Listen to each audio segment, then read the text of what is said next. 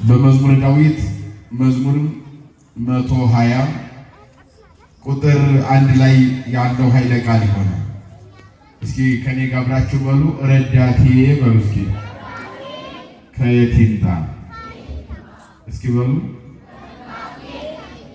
ድገሙት እስኪ። በዚህ ኃይለ ቃል እንነጋገራለን። ዋናው መሰረታዊ ነገሩ ረዳት ፍለጋ ነው የሚነግረን። ረዳት ያስፈልጋል። ያለ ረዳት መኖር አይቻልም። ረዳት በብዙ አይነት መንገድ ይገለጣል። በጓደኝነት በጓደኛ በኩል እንረዳ እንችላለን። የጓደኛ ረዳት ያስፈልጋል። በቤተሰብ በኩል የሚያስፈልገን እርዳታ አለ። ቤተሰብ የሚረዳን ነገር ይኖራል። በትዳር በኩል የምንረዳው ነገር አለ። በትዳር የምንረዳው እርዳታ አለ ይኖራል። በልጅ በኩል የምንረዳው፣ በአባት በእናት በኩል የምንረዳው እርዳታ አለ። መጽሐፍ ቅዱስ ግን እየነገረን ያለው ይህን ሁሉ እርዳታ አይደለም። ከዚህ በላይ በሰው፣ በቤተሰብ፣ በሚስት፣ በባል፣ በልጅ፣ በዘመድ አዝማድ፣ በእናት በአባት የሚረዳን እርዳታ ጉዳይ አይደለም። እዚህ ላይ መጽሐፍ ቅዱስ እየነገረን ያለው ከዚህ በላይ የሆነ ችግር ሲገጥም የሚጠየቅን የሚፈለግን እርዳታ ነው መጽሐፍ ቅዱስ እየነገረን ያለው። ዳዊት ቅድመ ልደተ ክርስቶስ 1000 ዓመት ዓለም ላይ የነበረ ነቢይ፣ ካህን፣ መዝሙረኛ፣ በገና ደርዳሪ በአጠቃላይ 7 ሀብታት የተሰጡት ነው። ዳዊት ቅድመ ዓለም የነበረውን ሀልዎተ እግዚአብሔር አለመኖር ወደ መኖር አምጥቶ ፈጥሮ የሚገዛ የእግዚአብሔርን ያገዛዝ የኑሮ ዘይቤ እላዊ እግዚአብሔር ዓለማትንም አሳልፎ የሚመጣውን ዓለም ጭምር ጥንቅቅ አድርጎ የተናገረ ነቢይ ነው። እንደ ገዥነቱ ደግሞ አገረ ገዥ ነበረ። የእስራኤል ንጉሥ ነው።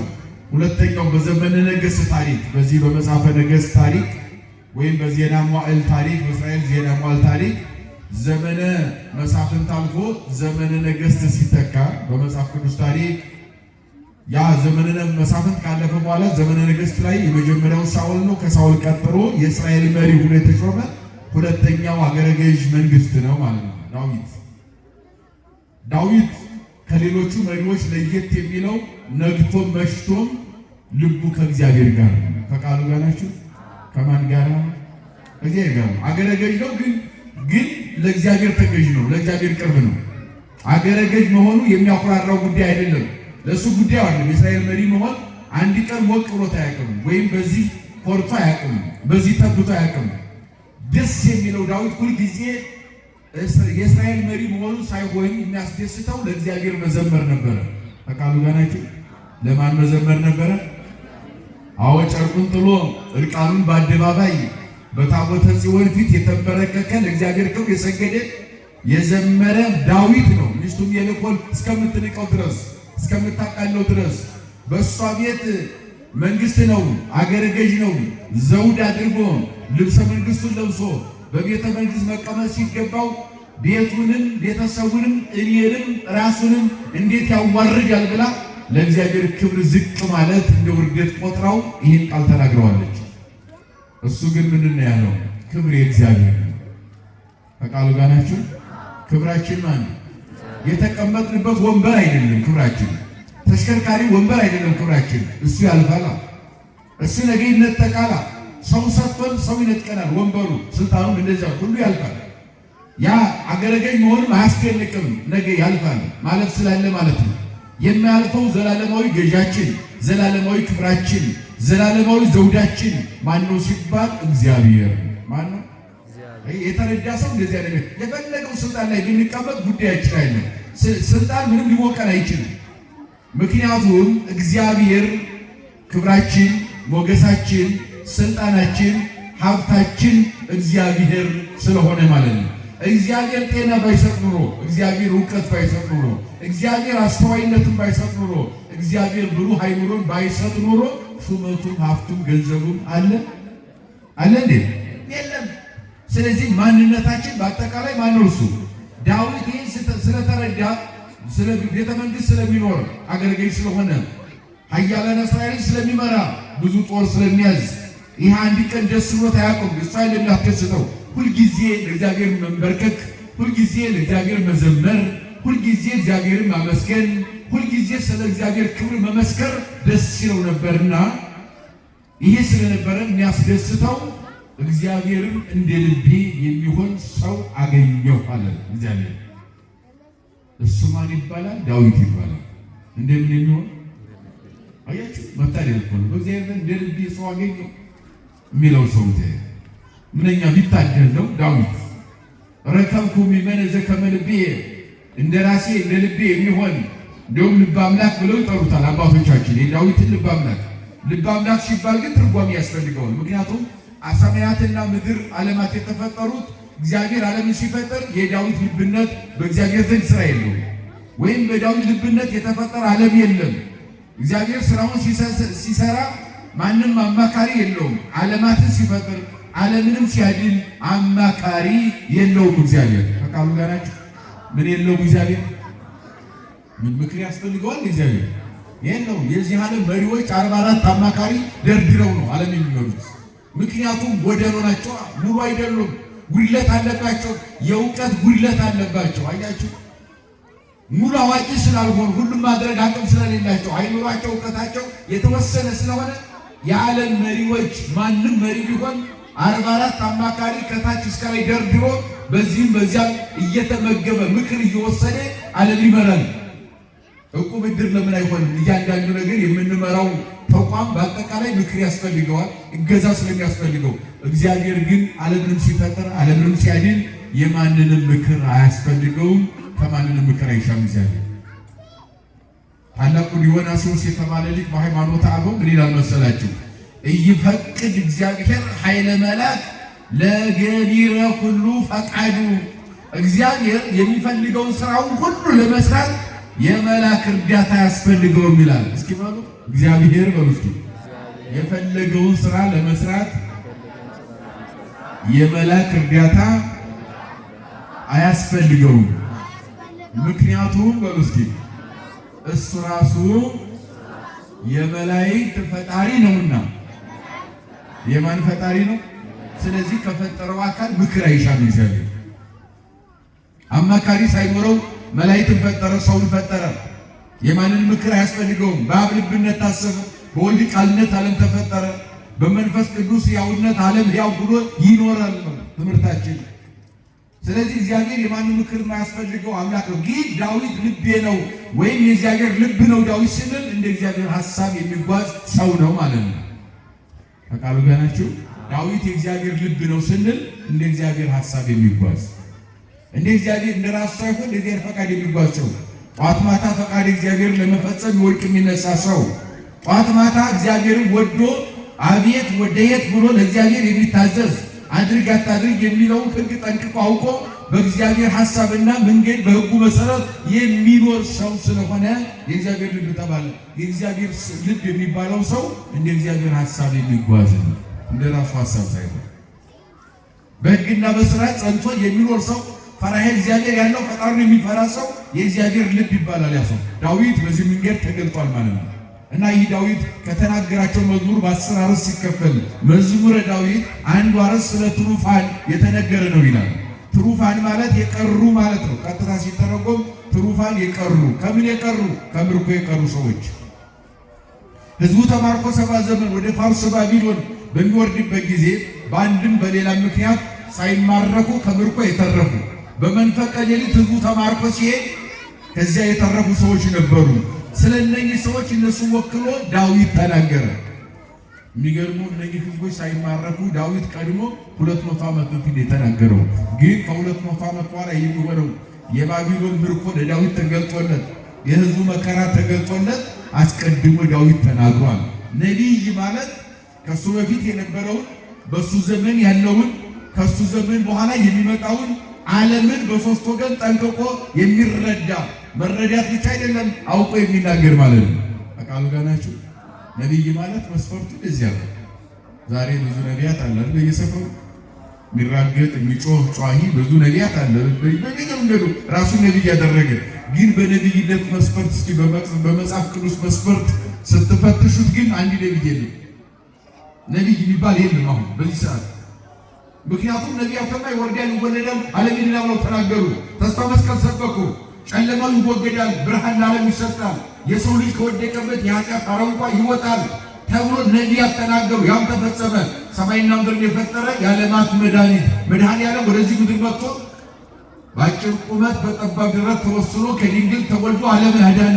ትንቢተ ነቢያት ተደመደመ። እዚህ ላይ አሁን ነቢይ የሚለውን መስፈርቱን ደግሞም ነቢይ ራሱ በሶስት አይነት ወገን መስፈርት ይለካል። ነቢይ አሁን ቅድም እንዳልኳቸው ዓለም ሳይፈጠር እግዚአብሔር ንጉሥ ነበረ ይላል ዳዊት።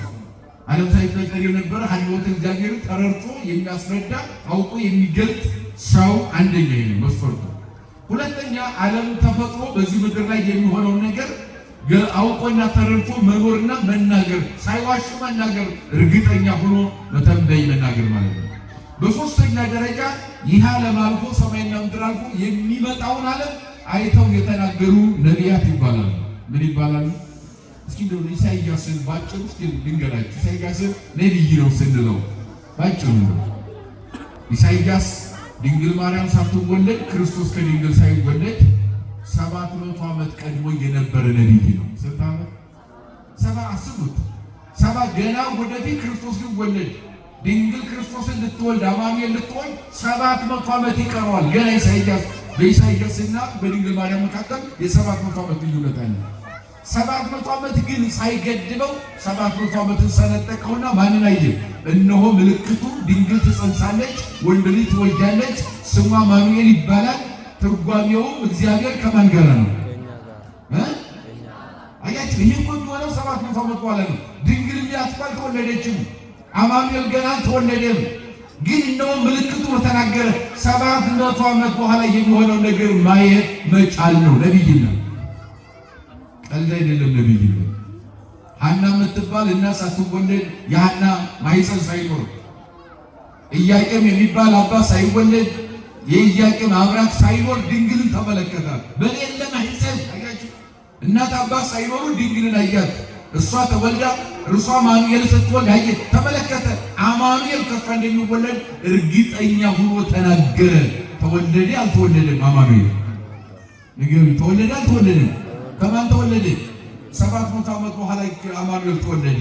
ድንግሊቱ አማኑኤልን ወለደችው፣ በድንግልና ጸንሳ ወለደችው፣ አሳየች፣ ገለጠች ለዓለም። አያቸው፣ ይህንን ነው ነቢያት የምንላቸው። እነዚህ ናቸው አባቶቻችን እንጂ ዝም ብሎ ነቢይ ነኝ መጫወቻ ውስጥ ነቢይ ያስብሉን። እንደዚህ ርቆ መጥቆ ሂዶ ወደፊት ያለውን ነገር በግልጽ ቋንቋ ማስቀመጥ፣ የተናገሩት ደግሞ አንድም ሳይቀር ሲፈጸም ነቢይነት ያለው ማለት ነው። አባቶቻችን እኛ ነቢይ ስንላቸው ዝም ብለን አይደለም። እነ ዳዊትም እንደዚያው ነው። ዳዊት 1000 ዘመን ነው ዳዊት የነበረው ከድንግል ማርያም ቀድሞ። ግን እነሆ ስለ ድንግል ማርያም በደንብ አድርጎ ነው አብራርቶ የተናገረው። መሰረታቲያ አምስታይባር ቅዱሳን በ86ኛው መዝሙሩ ላይ መሰረቶቿ የተቀደሱ ተራራዎች ናቸው። የተቀደሱ ተራራዎች ሐናና ኢያቄም ናቸው። የድንግል ማርያም መሰረት ናቸው ስንል ድንግልን ያስገኙ ተራራዎች ሐናና ኢያቄም የተቀደሱ ተራራዎች ናቸው ይላል። ያበድሩን እግዚአብሔር ላነቀጸ ጽዮንን ሁሉ ታይዲሁን ያዕቆብ ከያዕቆብ ድንኳኖች ይልቅ የጽዮንን በር መርጧል አለ። ድንግል ማርያም ነው እየገለጣት ያለው። ነኪር ነገሩ በእንቲአኪ ሀገር እግዚአብሔር፣ የእግዚአብሔር ከተማ ሆይ ስላንቺ ድንቅ ነገር ይባላል አለ። የእግዚአብሔር ከተማ ድንግል ማርያም ነው። የዓለም መሪዎች፣ የዓለም ገዦች፣ የዓለም ነገስታት በዓለም ላይ ሲኖሩ ገዥ ሲሆኑ ከከተማ ከተማ፣ ከሰፈር ሰፈር፣ ከመንደር መንደር፣ ከቤተ መንግስት ቤተ መንግስት መርጠው በአማረ ቤተ መንግስት እንደሚቀመጡ ከፍጡራን ሁሉ መርጦ ንጽሕት አድርጎ ቅድስት አድርጎ በፈጠራት በድንግል ማርያም አማኑኤል እንደሚያደር የእግዚአብሔር ንጹሕ ከተማ ብሎ ዳዊት ተናግሯል። የእግዚአብሔር ከተማ ድንግል ማርያም ናት፣ ቤተ መንግስት። ይህንን 1000 ዘመን ነው ቀድሞ ዳዊት የተናገረው። ይህን የተናገረው ዳዊት 200 ዓመት በኋላ ከሱ በኋላ ከ200 ዓመት በኋላ የባቢሎን ምርኮ እንደሚመጣ፣ ትሩፋን በዚያ የሚቀሩ ሰዎች ምን አይነት መከራ እንደሚገጥማቸው፣ እንዴት አይነት ጸሎት እንደሚጸልዩ እንደጸለዩ አስረግጦ ተናገረና በ120ኛው መዝሙሩ ቁጥር 1 ላይ ስታነቡ ምን ይላል መሰላችሁ? አንሳይኩ አዕይንቴ መንገለ አድባር፣ አይኖቼን ወደ ተራራዎች አቀናሁ ይላል። ቀጥ ብዬ ተራራዎችን በአይኖቼ ተመለከትኳቸው ይላል። አይኖቼን ወደ ተራራ አቀናው፣ ተመለከትኩኝ። ምስራቁን፣ ምዕራቡን፣ ሰሜኑን፣ ደቡቡን በአራቱ ማዕዘን ያሉ ተራራዎችን ተመለከትኳቸው። ምክንያቱም ረዳት አስፈልጎኛል። ምን አስፈልጎኛል? ሰው ሲጨንቀው ማያየው የለም አይደል? አዎ አንዳንድ ጊዜ ጭንቅ ሲለን የሆነ ችግር ሲገጥመን አልጋ ላይ ተኝተን ኮርኒስ ስናይ እናድራለን አይደል እንዴ? አይደለም ይመናል። አዎ ችግር የማያመጣው ነገር የለም። ውጭው ላይ ስንሆን እየተንከራተትን ድንጋይ ላይ ቁጭ ብለን ተራራውን እናየዋለን፣ ጋራውን እናየዋለን፣ ሸለቆውን እናየዋለን። እማናየው የለም። ችግርና መከራ የማያመጣው የለም። ህዝብ ተማርኮ ሲሄድ በዛ ውስጥ የቀሩ አንደኛ ባይዳን አሂዛብ አገሩን ተቆጣጥረውታል፣ መቅደሱን አፍርሰውታል፣ ንዋየ ቅዱሳቱን ዘርፈውታል። እነኚህ መጻሕፍት ሁሉ ተቃጥለዋል። ህዝቡ በመንፈቀ ሌሊት ተማርኮ ይጓል። በዚህ መካከል ከምርኮ የቀሩ ሰዎች መድረሻው ጠፋቸው። አይኖችን ወደ ተራራዎች አቀናው ማለት ተራራ መመልከት ጀመሩ። ወዴት እንባሉ መግቢያ ሲጠፋ የማይታየን በምስራቅም በምዕራብም በሰሜንም በደቡብም የተቸገረ ሰው አራቱ ማዕዘን ይቃኛልና ተመለከታል። ማይቲን ተረደት ረዳት ግን ከየት ይምጣ? ተራራዎችን ባያቸው በኢየሩሳሌም ያሉ ተራራዎች እነ ደብረ ታቦር ተራራዎችን በደብረ ታቦር ፊት ለፊት ያለ አርሞኒየም ተራራ ተመለከቱት። ታቦርና አርሞኒየም ፊት ለፊት ያሉት እነሱን ተመለከትኳቸው። ረዳት ይሆኑኛል ብዬ ከደብረ ታቦር ረዳት አልተገኘም። አርሞኒየምን ተራራ ቃኘው ተመለከቱት። ከእግሩ እስከ ራሱ ድረስ አርሞኒየም ለችግሬ መፍትሄ መሆን ግን አልቻለም። ማለት የተራራ ግዝፈት ችግር አይፈታም። ችግር የሚፈታ ማን ብቻ ነው? እግዚአብሔር ብቻ። ተመለከቱታል። ወደ ሰሜን እስራኤል ስመለከት በሰማርያ አካባቢ ሰንሰለታማው ገለዓድ ተራራ አለ። ብዙ ነቢያት የተወለዱበት ተወልደው ያደጉበት ሰንሰለታማው የገለዓድ ተራራ አለ። ያንንም ተመለከቱታል። ወደ ምስራቅ ኢየሩሳሌም ስመለከትም ደግሞ የደብረ ዘይትን ተራራ ተመለከቱታል። እግዚአብሔር ማደሪያው ያደረገው በዚያ ዓለም ላይ አየሁታል። በአዲስ ኪዳን ትምህርት ላይ ደብረ ዘይት ተራራ ጎልቶ ይታያል። ምክንያቱም እመጣለሁ ያለው በደብረ ዘይት ተራራ ነው። ደብረ ዘይት ራሱ ቀሉ ተሰይሟል። በደብረ ዘይት ተራራ የእግዚአብሔር ምጽአት ስለተነገረ ደብረ ዘይት ተብሏል። ተመለከትኩት። ያን ደብረ ዘይት ተራራ ማሻገር የተመለከትኩት አለ። ሌሎችንም ወደ ቆላማው ምድር ዝቅ ብዬ ስመለከት ሙሴ የጻፈበትን ጽላት የተቀበለበትን የኮሬብ ተራራን በሲና ምድረ በዳ አርቅ ያን ተመለከትኩት አለ። አባቴ ሙሴ ከህዝቡ ተሰውሮ በመላእክት አማካኝነት የተቀበለበትን ደብረ ናባውንም በዮርዳኖስ ማዶ ተመለከትኩት አለ። አራቱም ማዕዘን ኢየሩሳሌም ተራራዎችን ቃኘው ተመለከት። በጨነቀኝ በቸገረ ጊዜ አይኖችን አንስቼ ማየት የግብፅ ረድኤት ግን ከተራራ ረዳት ይገኝ አልቻለም። አሁን እኛ ትሩፋን ህዝባቸው ተማርኮ ፋርስማን ወረደ። እናት አባት ሲማረኩ ልጅ ይቀዳል። ልጅ መሄጃ ሲጠፋው ተራራ ይመለከታል። አራቱም ማዕዘን ይቀኛል እያለቀሰ የገጸ ምድር ይመለከታል። ቃያ የጨነቀው ሰው ልጆች ተማርከው ከእናት ከአባት ተለይተው ሲሄዱ የልጅ ጉዳይ እንቅልፍ ይነሳልና እናት አባት ተራራ እየተመለከቱ አሻግረው ያነቡ ነበር፣ ያለቅሱ ነበር። ሌላው ደግሞ ግርፋት አለና እስራት አለና መከራ አለና በአሕዛብ እጅ ውስጥ ገብተዋልና ከዚያ ለማምለጥ ተራራ ለተራራ ይንከራተቱ ነበረ። ተራራ ግን ረዳት ሊሆን አይችልም አለ። ታዲያ ምን ይሻላል ብላችሁ ከጠይቃችሁኝ ረድኤትየሰ እምኀበ እግዚአብሔር ዘገብረ ሰማየ ወምድረ መልሱ ሲሰጠው ባላውቅ ነው እንጂ ለካስ ረዳቴ ሰማይና ምድር የፈጠረ ከእግዚአብሔር ዘንድ ነው። ከማን ዘንድ ነው? ረዳታችን ማን ነው? ጭንቀታችን የሚያስወግደው ማን ነው? እግዚአብሔር ነው። መንገድ ሲጠፋን መንገዳችን ማን ነው? የሕይወት መንገዳችን ራሱ እግዚአብሔር ነው። ለካ ባላውቅ ነው እንጂ ተራራ ያስፈልገኝም ነበረ። ለካ ከተራራ መፍትሄ የለም ማለት ሰማይና ምድር የፈጠረ ረዳቴ እሱ በሰማይ ሆኖ የሚያይ እኔ የማላየው እሱ የሚያይ እኔ ግን አብሮኝ እንዳለ የማላውቀው ግን እሱ የማይለየኝ አምላኬ እግዚአብሔር እሱ ነው። ለካ እግሮችን ለመናወጥ አይሰጣቸውም ይላል። ይቀጥልና እስኪ ባሉ እግሮችን በርስቲ ለመናወጥ አይሰጣቸውም። አዎ እኔ ተራራ ለተራራ እንከራተታለሁ እንጂ እግሮችን እኮ እንደዋልያ ቀጥ ብሎ እንዲቆም ያደረገ ለመናወጥ የማይሰጣቸው ጠላት እንዲመጣ ከተወረወረ ፍላጻ ማዳን የሚችል አምላክ ቁም የለካሱ መጠበቅ ነበረብኝ። ተራራ ለተራራ ከመንከራተት በሰማይ ያለው እግዚአብሔር እንደሚያይ እርግጠኛ መሆን ነበረብኝ። የእምነት ጉድለቴ ነው አለ።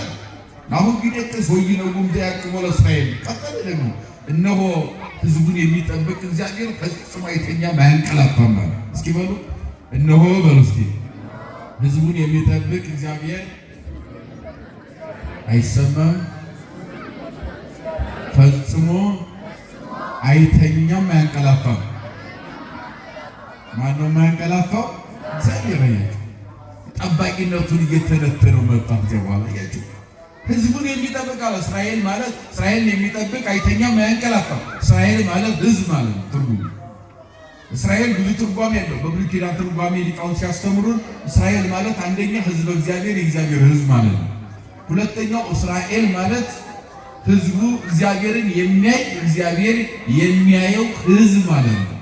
ሶስተኛው እስራኤል ማለት እንደ ፈጣሪው ሁሉን ቻይ መከራው ሁሉ የሚሸከም የመሸከም አቅም ያለው ሕዝብ በመከራ የማለፍ አቅም ያለው ሕዝብ ማለት ነው እስራኤል ማለት። ወደ ግዕዝ ቋንቋ ስናመጣው የዕብራይስጡ በዚያ ይተረጎማል። ወደ ግዕዝ ቋንቋ ስናመጣው እስራ ማለት ሀያ ማለት ነው። ኤል ማለት አምላክ እግዚአብሔር ማለት ነው። እስራኤል ማለት ሀያ ዓለማትን የሚገዛ እግዚአብሔር ማለት ነው ትርጉሙ። የሁሉ ገዥ እግዚአብሔር ሁሉን የሚያስተዳድር እግዚአብሔር ማለት ነው።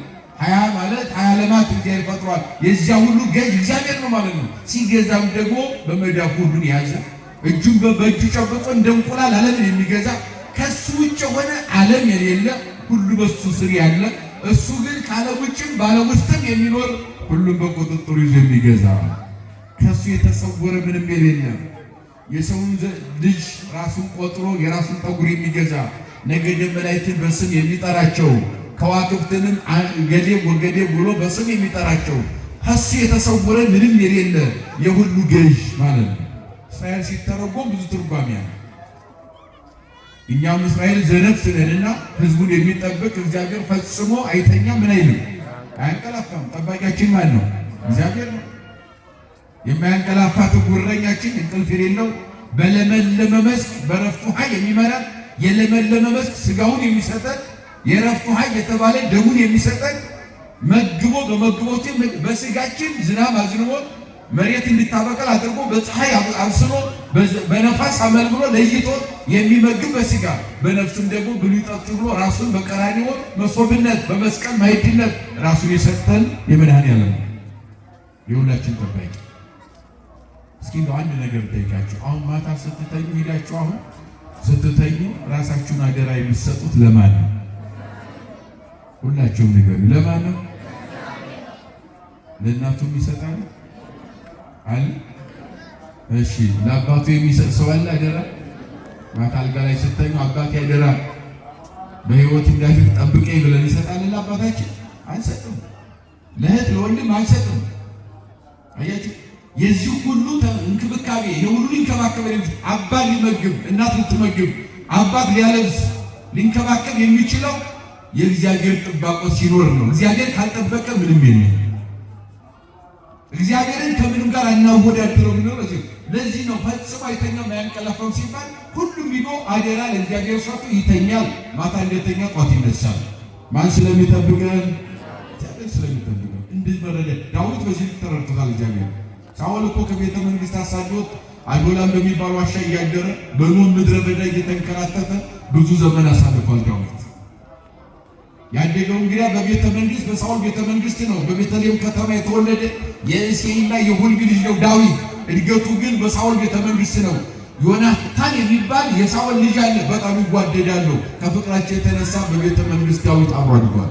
ከሳኦል ልጅ ጋር እጅግ ይወደው ነበር። ይጓደዳሉ። ፍቅረ ቢጽ በእነሱ ልክ የሚጓደድ ሰው አልነበረ። መጽሐፍ ቅዱስ እንደሚነግረን ዳዊት በገና ይደረድር ስለነበረ ርኩስ መንፈስ በሳኦል ላይ በንጉሱ ላይ አድሮ ስለነበረ በገና ሲደረድር ያስጨንቀዋል።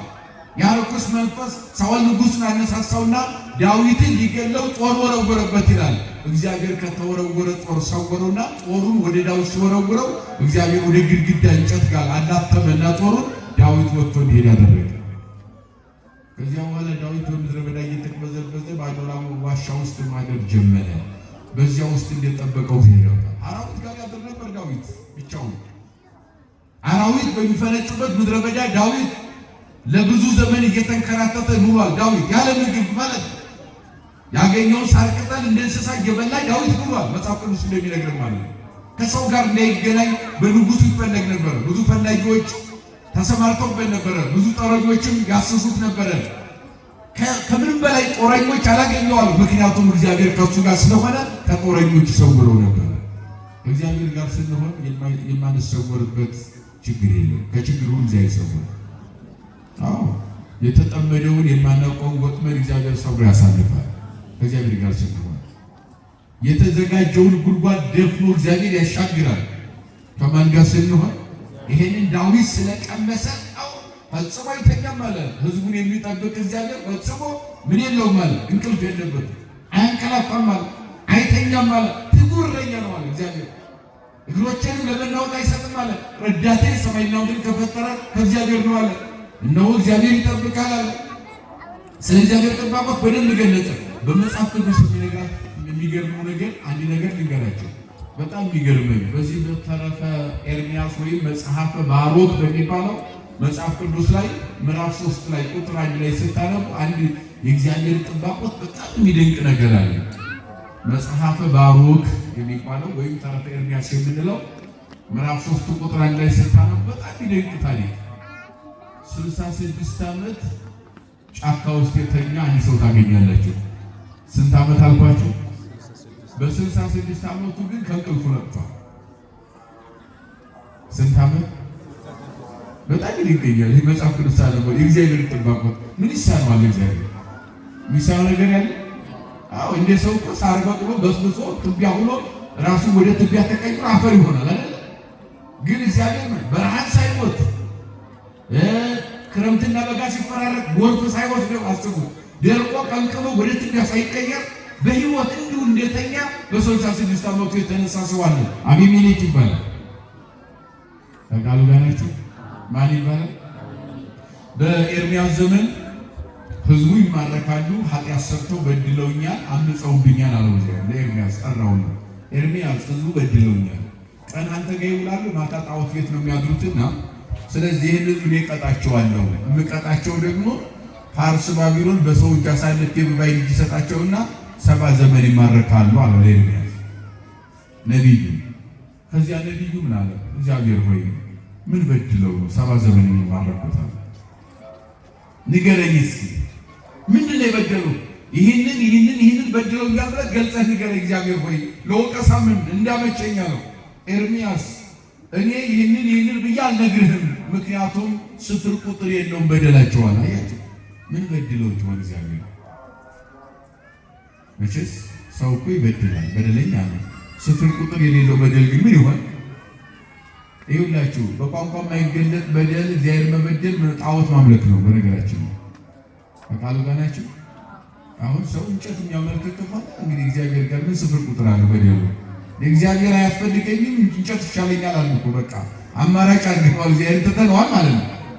ንስሐ የሌለው ኃጢአትም ይሄ ነው።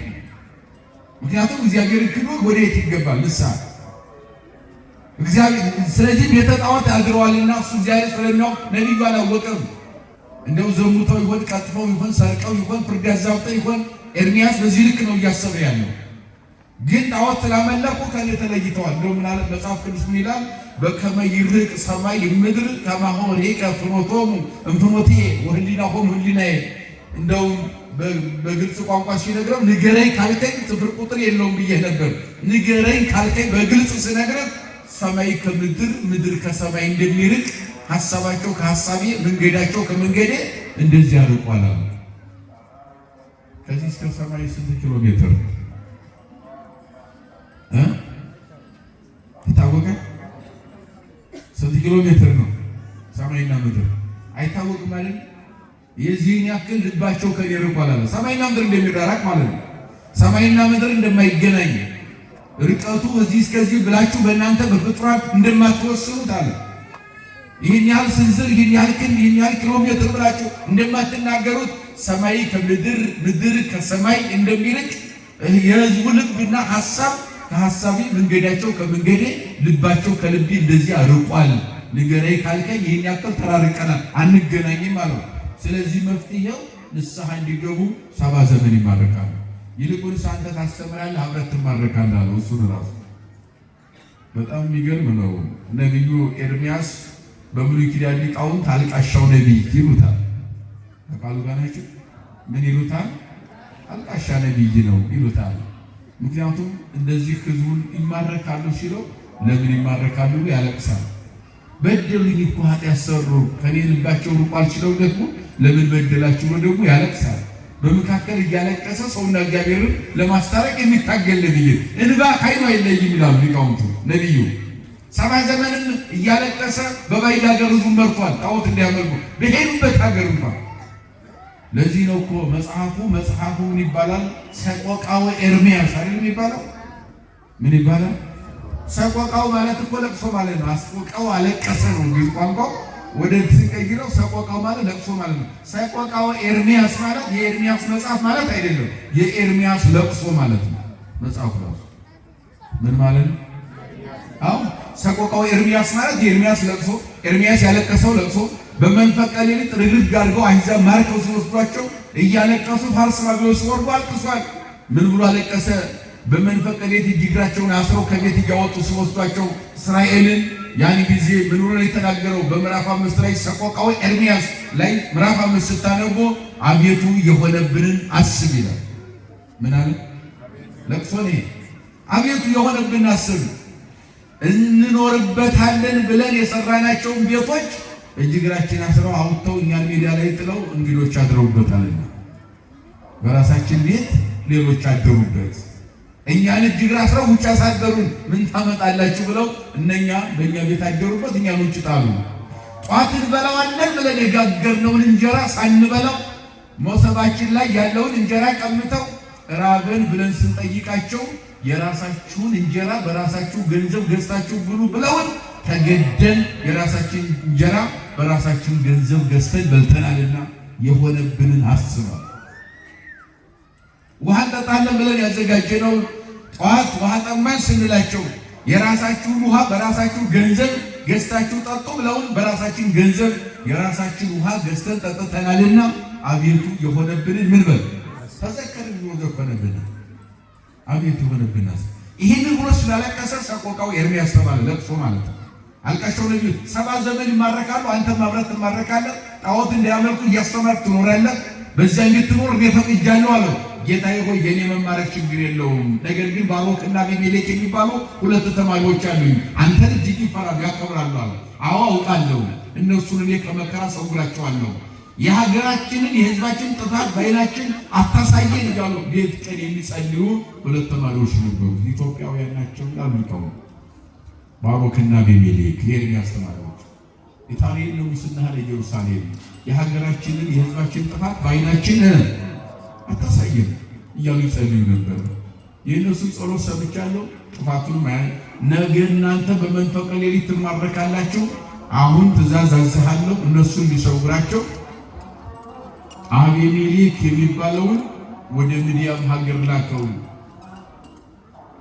መሶበ ወርቅ አስይዘህ ሙዳይ አስይዘህ ቆጽለ በለስ ቆርጠህ የበለስ ቅጠል ቆርጠህ አንጣልን ለሕሙማን የምንቀባው መድኃኒት የሚሆን ነው ብለህ እሱን ላከው። ወደ ምድያም ሀገር ይሄዳሉ። አቢሜሌክ አንዱ ባሮክ የሚባለው ደግሞ ወደ ሰሜን እስራኤል ወደ ሰማርያ ላከው።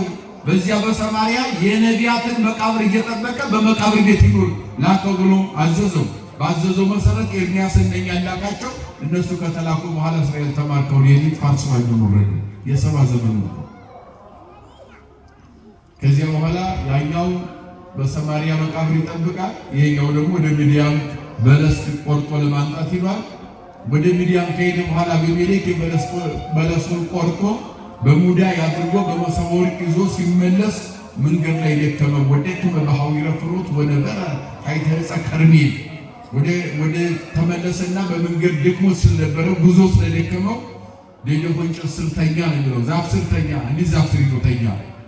አስሚኮ ሙዳየ በለስ ወኖመ 66 ዓመተ ምስሌሁ ወይነ በለስ እስከ ዓመተ ሜቱ ደቂቀ እስራኤል ጽዋዊ ያንን ሙዳይ ተንተርሶ እንደተኛ አንድ ዛፍ ስር ደክሞት 66 ዓመት ተኛ ይላል። ስንት ዓመት? 66 ዓመት ሙዳይ ተንተርሶ ተኛ። በ66 ዓመቱ እግዚአብሔር ቀሰቀሰው። ተቃሉ ጋር ናቸው። አራዊት በሚፈነጩበት ምድረ በዳ ውስጥ ማን ይጠብቃል? አዎ በድቅድቅ ጨለማ ውስጥ ማን ይጠብቃል? እግዚአብሔር ይጠብቃል። አያችሁ መፍረስ መበስበስ ሳይኖር መራብ መጠማት ሳይኖር ጎርፍ ጠርጎ እንዳይወስደን መከራ እንዳይገጥመን ማን ይጠብቃል? እግዚአብሔር ይጠብቃል። ስለዚህ በ66 ዓመቱ ብድግ ሲል እግዚአብሔር ሲቀሰቅሰው ወተውሂደት ቦቱ ምድር ተባወጠበት ተቀያይሯል። ገጸ ምድር ባጠቃላይ እንኳን 66 ዓመት ያን ክረምት አስቡት። ዓለም ሊቀይራል አይደል? ተራራ የነበረው ዝቅ ይላል፣ ሸለቆ የነበረው ይሞላል፣ መልካም ምድር የነበረው ደግሞ ወደ ሸለቆ ይቀየራል። አንድ ክረምት እንኳን ገጸ ምድር ይቀያይራል፣ መልካም ምድር ይቀያይራል። እንኳን 66 ዓመት ሲነሳ ተነዋወጠበት ይላል። ምድረ በዳ ጫካ ውስጥ ነው የተኛው ይላል። ስለዚህ ምን አሰበ? ምኑኝ ነው እንቅልፍ ያለቀቀኝ ማለት ነው አለ። 66 ዓመት ተኝቶ ሌላ እንቅልፍ። ስንት ዓመት ተኝ? 66 ዓመት ተኝቶ እንቅልፍ ያለቀቀኝ ነው። እንቅልፍ ያለቀቀኝ ሆነ እንዴት አይምሮ ተለይቶኛል ምኑኝ ነው አለ። ምክንያቱም ምድር ተቀያይሮበታልና ወደ ሰማይ ወደ ሚዲያም እንደመጣው ካለ ወደ ኢየሩሳሌም እንደተመለሱ አውቃለሁ። ምኑኝ ነው አለ። አወጣ ወረደ። ግን እግዚአብሔር ደግሞ ያው ግራ የገባውን ይመራልና መንገድ ያሳያልና እግዚአብሔር መልአኩን ላከለት ይላል። በምሕረት እግዚአብሔር መልአኩን ይላከለት። ማን ላከለት? መልአኩን ላከለትና መልአኩ ወነጸረ አሐደ መልአከ በአምሳለ አረጋዊ ዘሥያይ ይላል። ሸበቴ ቀላቀለ መልካም ሽማግሌ መስሎ በምሳሌ መልአኩ ከሩቅ ተገለጠለት ይላል። ወደ መልአኩ ቀረበና ምን አለው? አይቴ ፍኖታ ለኢየሩሳሌም ዋይቲ ሀለው ኤርምያስ ወአኀዊየ እነሆ ቤተሰቦቼ እስራኤልና ኤርምያስ አባቴ የት አሉ ብሎ ጠየቀው። እባክህ የኢየሩሳሌም መንገድስ በየት ነው ብሎ ጠየቀው። ሲጠይቀው ምን አለው መልአኩ? አንተኑ ነግድ ለኢየሩሳሌም አንተ እንግዳ ነህን አለው። መልአኩ ይህን ጠየቀው። ይህን ሲጠይቀው አይ እኔ እኮ የጠየቁ መንገድ ጠፍቶብኝ ነው እንድትነግረኝ ነው፣ እንዲህ አይነት መልስ እንዲሰጠኝ አይደለም። እንደውም ኦሪት አክብር ገጸ አረጋዊ ይላል በዘሌዋውያንና ሕጉ የኦሪት ሕግ ሽማግሌን አክብር ይላል እንጂ እጁ ጆንጃዋ ብዬ በሰደብኩ ነበር አለው መልአኩ። ከዚያ በኋላ መልአኩ የመጣህበት ወደዚህ ስትመጣ ምን ወቅት ነው? በክረምት ነው በበጋ ነው? በክረምት ነው ሲለው ይሄው አሁን እኮ በጋ ነው አለው። አሁን በጋ ሆኖብሃል አለው። ስለዚህ እግዚአብሔር ከመከራ ሊሰውርህ ፈልጎ ሰውሮህ ነው እንጂ እዚህ ምድር ላይ የተኛው 66 ዓመት ነው አለው መልአኩ። ስንት ዓመት ነው አለው? 66 ዓመት ነው እኮ የተኛው። ግን እግዚአብሔር ከመከራ ሊሰውርህ ፈልጎ እንደዚሁ በጤና ጠብቆ ቆይቷል። አንተ ግን እንቅልፍ አልወጣልኝም ወይም እንቅልፍ አልጨረስኩም ወይም አይምሮዬ ተለይቶኛል እያልክ ከራስህ ጋር ትታገላለህ። እግዚአብሔር ግን ከመከራ ሰውሮ 66 ዓመት ከዚህ ነው እንድትቆይ አድርጎሃል። አሁን ግን ወደ ወንድምህ ወደ ባሮክ ውሰደው ብሎ እግዚአብሔር ልኮኛል ብሎ ወደ እሱ በስተዲማሁ የራሱን ጠጉር አንዷን ብድግ አድርጎ አንጠልጥሎ በክንፉ አቀፈና ከዚያ ወሰዶ ሀገረ ሰማርያ ሀባሉ ባሮኩ ወንድሙ ባሮክ ወደ ያለበት ወስዶ ቀላቀለው ይላል። ከዚያ በኋላ ሁለቱ ተያይዘው የ66 ዓመት ናፍቆት ነበርና 2 ሰዓት አንገት ለአንገት ተቃቅፈው ተላቀሱ ይላል። በዚያ እነሱ ከተገናኙ በኋላ ምን እናድርግ? እኛን ያገናኘ እግዚአብሔር ሕዝባችን ጋር እንዲያገናኘን። ስንት ዘመን ነው ሕዝቡ የተማረኩት አላችሁ? ስንት ዓመት ነው በዚያ የተፈረደው? ስንት ዓመት ነው? 7 ዘመን ነው። አሁን ስንት ዓመት ቀርቷል? 4 ዓመት ነው አይደል? እነሱ ተገናኙ በ66 ዓመታቸው። አሁን እዚህ ላይ እነሱ ስለተገናኙ ለሕዝቡ መጸለይ ያለባቸው 7 ዘመን ተብሏል። 4 ዓመት ቀርቶናል። ስለዚህ ከሕዝቡ ጋር እግዚአብሔር ያገናኘናል።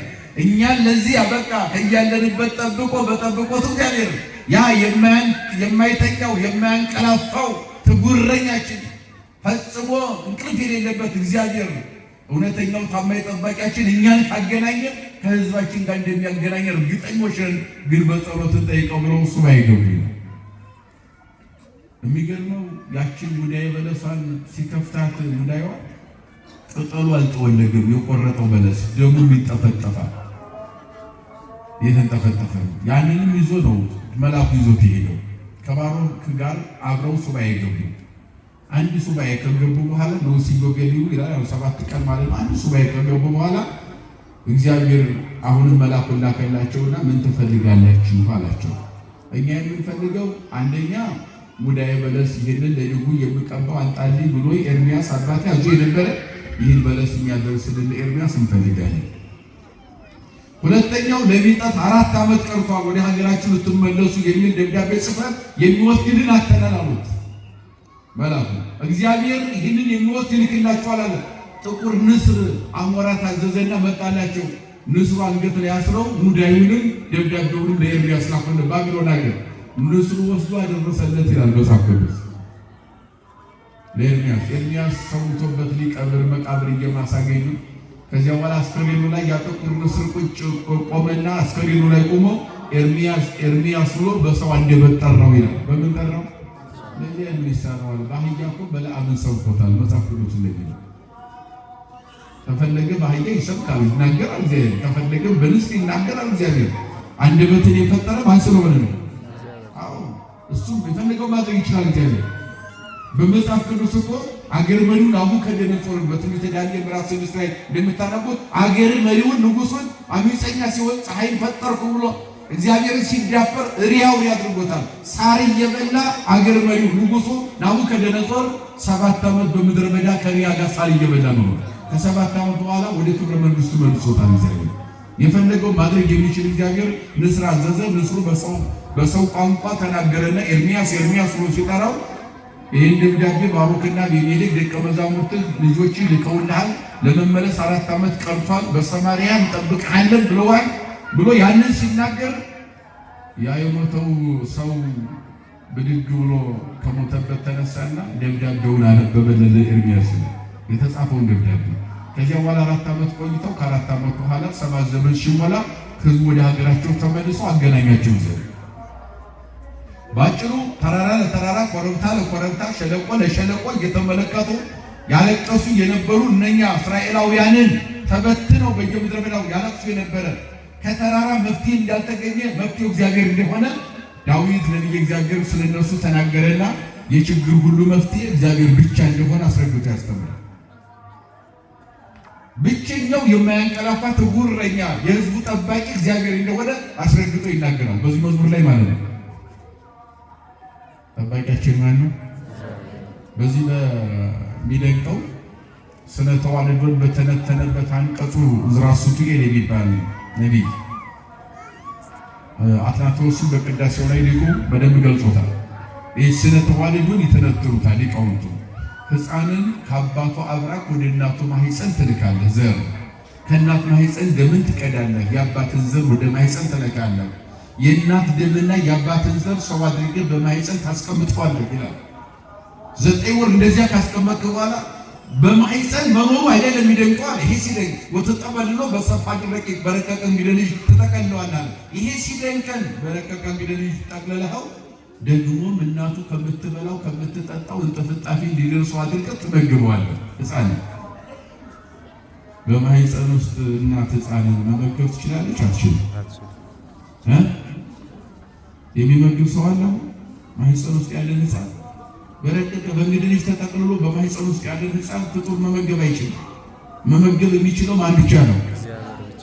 በማህፀን ያለን ሕፃን እናት መጠበቅ አትችልም። አባት አይጠብቅም፣ ወንድም አይጠብቅም፣ ማንም ሊጠብቅ አይችልም።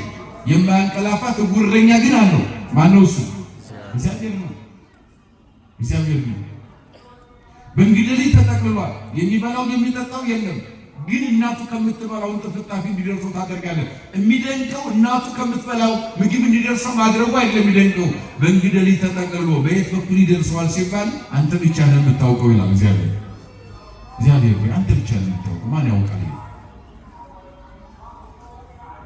እናቱ የበላችሁ ተጭኖት የጠጣችሁ ትንብሎት ሕፃኑ እንዳይሞት በማህፀን ማን ይጠብቃል? አንተ ትጠብቀዋለህ። እንደዚህ አድርገህ 9 ወር ካስቀመጥከው በኋላ ከ9 ወር በኋላ ሕፃንን ወደዚህ ምድር ታመጣዋለህ። ወደዚህ ምድር ሲመጣ ምን ይላል? ሕፃን ከእናቱ ማህፀን ወደዚህ ሲመጣ ምንድን ነው የሚለው? ያለቅሳል። አዎ በእኛ ቋንቋ ያለቅሳል። ምክንያቱም የእሱን ሀሳብ ስለማንረዳው ማለት ነው።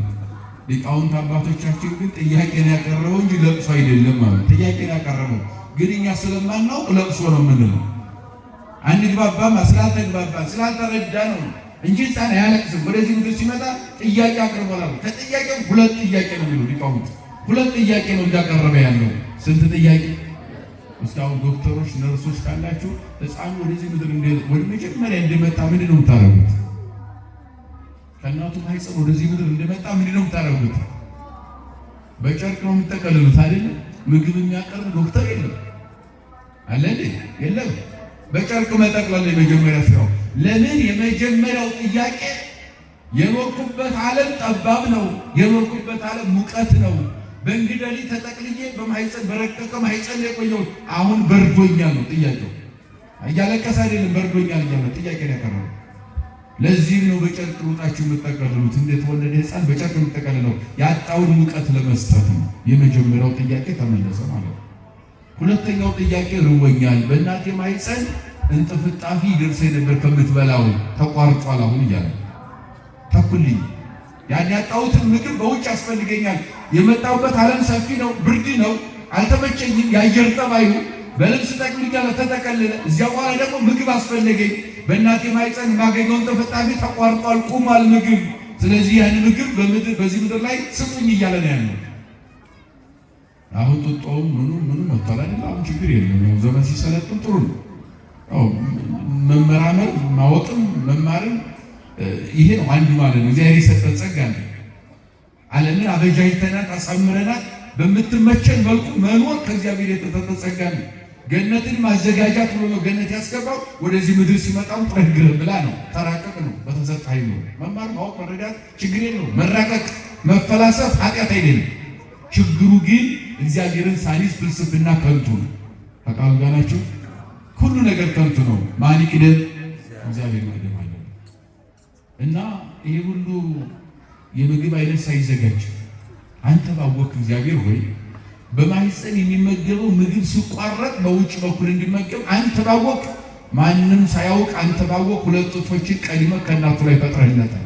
ከእናቱ አካል ሁለት ጡት ፈጥሯል ቀድሞ እግዚአብሔር። በውስጥ የሚደርሰው ምግብ በውጭ እንዲደርሰው አደረገ። ማን? እግዚአብሔር። ወተት ነው በውስጥ የሚጠጣ ነበር። በወተት ነው በዚያ 9 ወር የኖረው። በነገራችን ነው ያን ጥፍጣፊ ደርሰው ነበር የእናቱ ምግብ። አሁን ወደ ውጭ ሲመጣ ደግሞ በውጭ በኩል በጡት እንዲደርሰው አደረገ እግዚአብሔር። ይሄን የፈጠረ ይሄን ያደረገ ማን ብቻ ነው? ለዚህ ነው ዳዊት ያዕቅብ ሕፃናት እግዚአብሔር ሕፃናትን ይጠብቃል ሲል አባት እናት እህት ወንድም በማይጠብቁበት ማህፀን ውስጥ ነው ማለት ነው። ተራራም ዳዊት አራቱ ማዕዘን ብንቃኘው መፍትሄ የለም፣ ረዳት አልተገኘም። ረዳታችን ሰማይና ምድር ከፈጠረ ነው። እርሱም ደግሞ እግራችን ለመናወጥ የማይሰጠው ሕዝቡን የሚጠብቅ ፈጽሞ የማይተኛ የማያንቀላፋ እግዚአብሔር ነው አለ። እግዚአብሔር ይጠብቅ በነገትከ ወበትወትከ በመውጣትህ በመግባትህ ሁሉ። ስለዚህ እግዚአብሔር ይጠብቅ ይላል። ይቀጥላል። ከዛሬ ጀምሮ እስከ ዘላለም ድረስ እግዚአብሔር ጠባቂ እንደሆነ አስረግጦ ዳዊት ይናገራል። ተጠብቀን የምንኖረው በእግዚአብሔር የማይተኛው ትጉህ እረኛችን፣ ጠባቂያችን፣ መጋቢያችን ማነው? እሱ እግዚአብሔር ነው። ስለ እግዚአብሔር ጥበቃ ስንናገር እኛ ራሳችን ለመጠበቅ ደግሞ የተመቸን እንድንሆን የበደልነው በደል ካለ ይቅርታ እንድንጠይቀው ንስሐ እንድንገባ አባቶቻችን ጋር እንድንመካከር በወንጌል መንገድ ብቻ እንድንኖር ስሙን እየጠራን አክብረነው እንድንኖር ያስፈልጋል ማለት ነው። እሱ ለእኛ የታመን አምላክ ስለሆነ ከእሱ ላለመናወጽ ነው ወንጌል የሚሰበከው። እኛም ለእሱ እንድንታመን ነው። መታመንን እግዚአብሔር ያድለን። ንስሐ እንድንገባ ሥጋው ደሙን እንድንቀበል እግዚአብሔር ይርዳል። የእናታችን የንጽሕተ ንጹሐን የቅድስተ ቅዱሳን የድንግል ማርያም አማላጅነት የቅዱሳን አባቶቻችን ጸሎት አይለየን። ይቆየን።